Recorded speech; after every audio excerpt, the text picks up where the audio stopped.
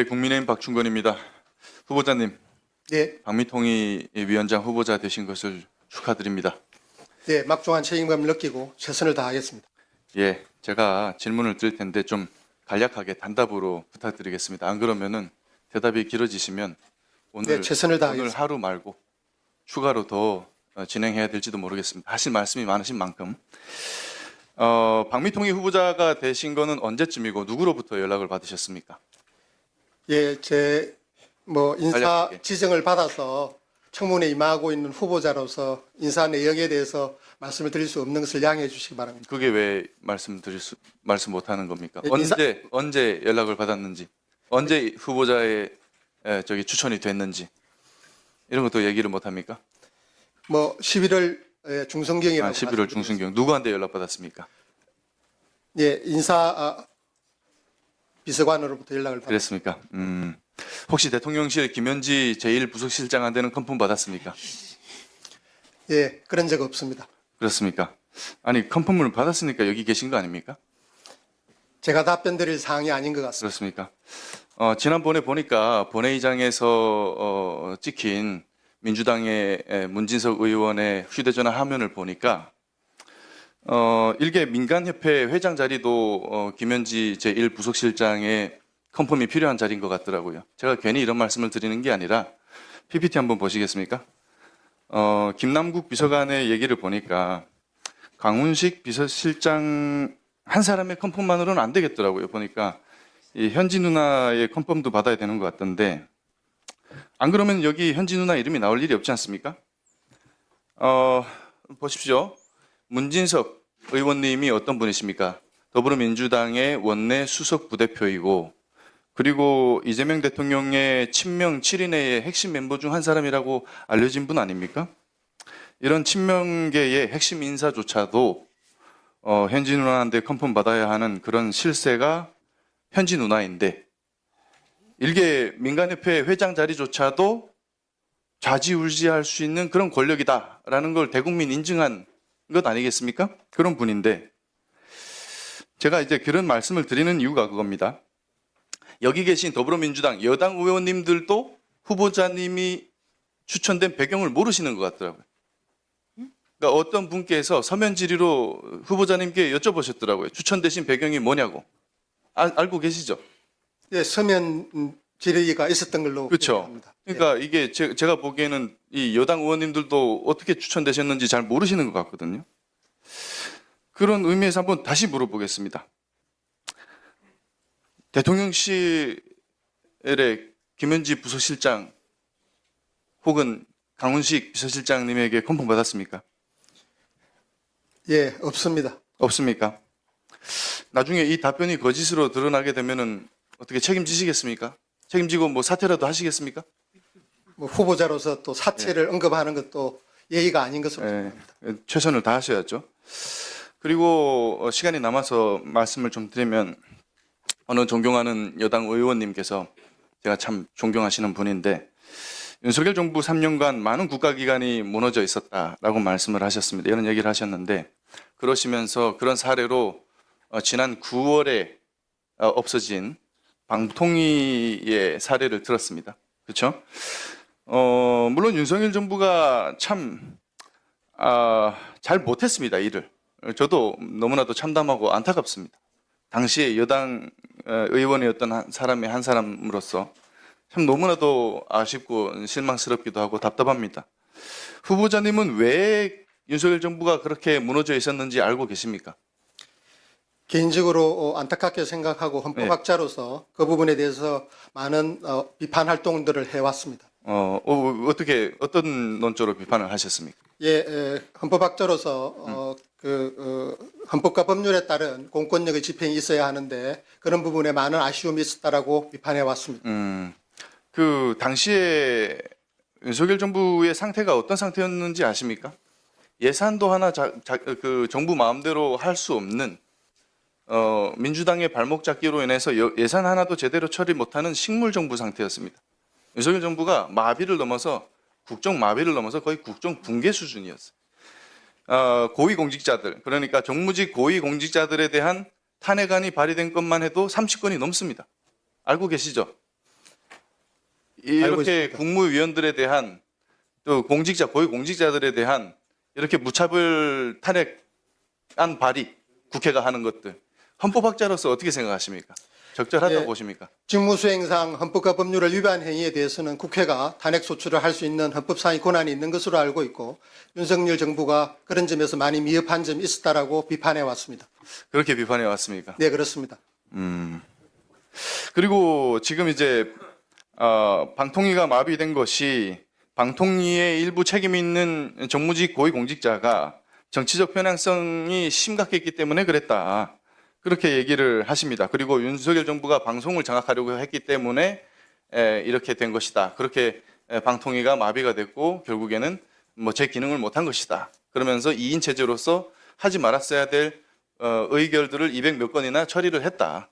이런 얘기를 하셨는데 그러면 같은 논리로 지금 이제 후보자님께서는 윤석열 정부가 헌법과 법률에 따라서 제대로 일을 못했다. 그렇기 때문에 국회가 그와 관련해서는 탄핵안을 발의할 수 있다라고 얘기를 하셨는데 후보자께서도 같은 논리로 방미통위에서 정치적으로 편향되지 않게 일들을 잘 하실 수 있습니까? 저는 그를 각오로 이 자리에 임했습니다. 근데 지금 국민들께서 다 보고 계시는데 지금 얘기하시는 거 보면은 정치적으로 한쪽으로 기울어진 발언을 계속 하고 계시거든요. 저는 정치적으로 기울어진 발언을 하는 게 아니고 헌법적으로 기준에 따라서 객관적으로 판단하고 있습니다. 그렇습니까? 네, 그렇습니다. 그 객관적이라는 판단은 어떤 근거로 나오는 겁니까? 제가 헌법의 기준으로 해서 칼럼이나 논문을 통해서 그리고 사회 활동을 통해서 활동을 해왔고 그런 말씀을 하시니까 제가 좀 이따가 추가 질의에서 그 후보자님께서 쓰신 칼럼이라든가 논문이라든가 학술 논문 이런 것들을 가지고 후보자님의 정치적인 어떤 중립성으로 지킬 수 있으신 분인지 한 번 더.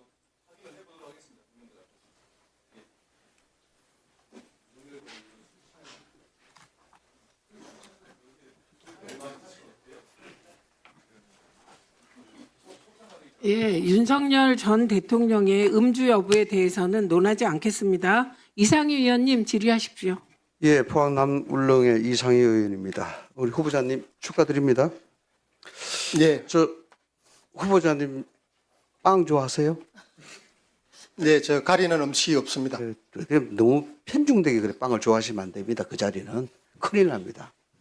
예, 오늘날 우리 후보자님께서 그 자리에 앉으시는 게 뭐 물리적 영향이라 그러면 그 빵에 대한 영향도 좀 있다라는 것 좀 아시고, 예. 뭐 세간에 우리 후보자님 이야기를 하니까 여러 이야기를 많이 하던데 폴리패스라고 이야기를 하더라고요. 본인 인정하십니까? 그에 대해 낙인적 효과에 대해서는 부인하지만 제가 정치적 소신을 가지고 학자로서 활동해 온 것에 대해서는 자부심을 가지고 있습니다. 아니 그 이제 폴리패스다는 얘기인가요? 아니다는 얘기인가요? 예, 정치 현안에 대해서 많은 의견들을 발표해 왔고 그게 폴리패스의 정의라면 기꺼이 받아들이겠습니다. 뭐 저 폴리패스 정의는 간단하게 나와 있어요. 우리가 뭐 초등학교, 중학교, 고등학교 교사들은 정치 현안 학생들한테 이야기하면 문제가 되겠지만 교수 입장에서는 뭐 정치 현안 이야기해도 괜찮지요. 그러나 다만 그러한 철학과 소신을 밝히는 건 다 좋은데 어떤 정치적 집단에 의해서 객관성을 잃어버린다든가 또는 편중된 어떤 의견을 이야기한다든가 그로 인해서 자리에 가면 그게 폴리패스예요. 아시겠습니까? 네, 그렇게 하지 않도록 열심히 노력해 그게 왔습니다. 폴리패스라니까. 저도 폴리패스고요. 그래 되는 겁니다. 그래서 제가 한번 여쭤보는 겁니다. 이게 방미통미법 있지 않습니까? 우리 후보자님 말씀 계속 들어보면은 헌법학자로서 대단한 자부심을 갖고 계시는 것 같아요. 그렇습니다. 예, 한 40년 하셨죠? 예, 예, 언론법도 전공하시고. 예, 예. 이게 굉장히 법이라는 것은 사회와 제도의 마지막 수단 아닙니까? 그죠? 그래서 그렇습니다. 이제 법적인 시각으로 보는 거하고는 아마 많이 다를 겁니다. 지금 우리 후보자께서 들어오신 데는 정글입니다. 정글. 이 법으로 길을 낸다고 생각하시면은 굉장한 저항에 막 부딪힐 건데 자신 있으십니까? 예, 열심히 해볼 각오로 나왔습니다. 예. 다들 그러십니다. 열심히 하신다 그러는데. 방미통일법에 대한 부분, 이 보면은 부칙 사조가 문제가 됐다는 거 아시죠? 이준석 전 방통위원장이 그걸 촉출하기 위해서 법을 새로 제정을 했지 않습니까? 네, 알고 있습니다. 예. 그 부분에 대해서는 뭐 위헌적인 얘기도 많이 나오고 있는데 어떻게 보십니까? 헌법학자시니까. 네, 뭐 다양한 견해가 있을 수 있지만 기관 구성에 있어서 변경을 통해서 그 기관장의 임기가 변경된 사례가 있고 이 사안은 아마 그 헌법재판소의 계류적인 것으로 알고 예, 있습니다. 그러니까. 헌법재판소에서 현명하게 판단하시리라 생각합니다. 아니, 그 제가 묻는 거는 헌법학자로서 제가 이제 소신을 묻는 거고, 이 왜냐면요. 참 이게 훈장인지는 모르겠습니다만은 그 법이 우리 헌법학자로서 위헌 여부를 따지는 그 자리, 또 소신이 필요하는 그 자리에 계시면서 이 위헌 소송에 들어가 있는 그 자리에 첫 번째 임명되신 자리입니다. 이게 참 아이러니하죠. 예, 행정 공백이 워낙 오래되다 보니까 하루라도 빨리 매듭 지었고자 하는 그런 뜻이 반영되어 있는 것으로 생각합니다. 그래서 헌법학자로서 제가 소신을 여쭤보는 거예요. 이게 위헌설법에 해당이 되는 그런 자리라고 이야기하는데 저는 뭐 법률적인 전문가는 아닙니다만은 이게 처분적 입법 아닙니까?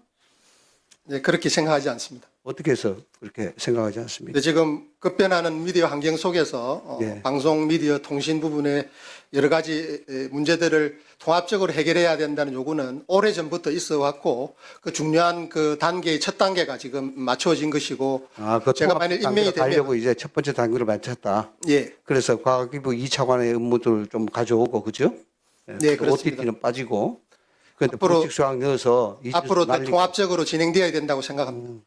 그런데 그게 그러면 안 되는 겁니다. 뭐 헌법학자시니까 너무 잘 아시는데 이게 상권분립 위배되는 거 아닙니까? 왜냐 그러면은 행정직 아닙니까? 그죠? 이 사람들은 우회적인 방법으로 인해서 지금 징계에 해당되는 파면을 한 거예요. 이게 처분적 입법이라는 거 아닙니까? 그거 해도 되겠습니까? 그 입법 절차에 의해서 이루어진 것으로 생각하고 있습니다. 그러니까 그거는 그냥 뭐 표면적인 이유신 거고 제가 헌법학자로서 양심을 물어보는 거예요. 근데 여기에 대해서는 왜 비판을 하나 뭐 그걸 또 하나도 없으시대? 학생들한테 어떻게 이야기했습니까? 이 부분은? 학생들께서 자유롭게 저희가 배운 헌법적 지식으로 판단을 하고 있으리라 생각을 합니다. 법 자체는요, 법을 모르는 사람이라도 상식선이라고 이야기를 합니다. 일반적이라야 된다는 거죠. 이거는 처분적 입법이라는 것은 특정 사안과 특정 일에 대한 겨냥하는 입법이에요. 그래서 위헌적 소송 간 겁니다. 그래서 법률로 따지면은 제가 뭐 어디 뭐 후보자님 당연히 하겠습니까만 나는 지극히 상식적인 선에서 이야기하는 거예요. 한 사람 결함도 당연하잖아요. 이거 아까 이야기했듯이 통합되는 뭐 미디어 환경 이런 미디어 환경을 이해하면은 기존 방통법에다 개정하면 되지. 그걸 왜 제정을 합니까? 그걸 어떻게 보세요?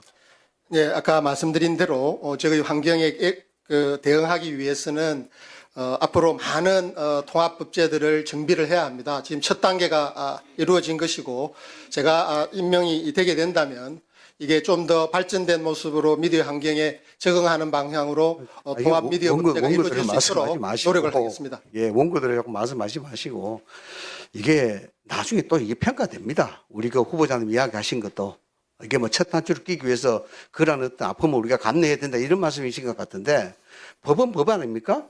그죠? 사회가 붕괴되거나 또는 질서가 파괴되거나 이걸 마지막으로 견제하고 그걸 막기 위해서 법이라는 게 있는 거죠. 그죠? 그런데 이런 어떤 처분적 입법이 그대로 적용이 되고 또 그로 인해서 우리 후보자가 여기 앉으시는 거고 이렇게 이것이 일반화되어 붙이게 되면은 과연 어떤 현상이 벌어지겠습니까? 급변하는 미디어 환경에서 행정 공백을 하고 하루라도 특별한 더 미디어 환경 뭔 관계가 있어요? 관계가 관계가 없지. 없다고 할 수 없다고 생각합니다. 위인설법의 있을법이에요. 위인설법. 내가 학자적 양심에 대해 물어보는 겁니다. 보니까 아까 이야기하실 때 헌법제 21조 표현의 자유에 대해서 언급을 하시던데 표현의 자유를 구체화시키기 위해서 언론법이라고 이야기하셨죠? 이게 무슨 말입니까? 언론법은 통제와 관리의 기능이지 어떻게 구체화시킵니까? 헌법적 가치를 구체화시키는 게 언론법이라는 취지였습니다. 그런 취지였습니까? 그 혹시 후보자 저 질문에 대해서 답변하실 거 있습니까? 예, 뭐 충분히 답변을 드렸다고 생각합니다. 예.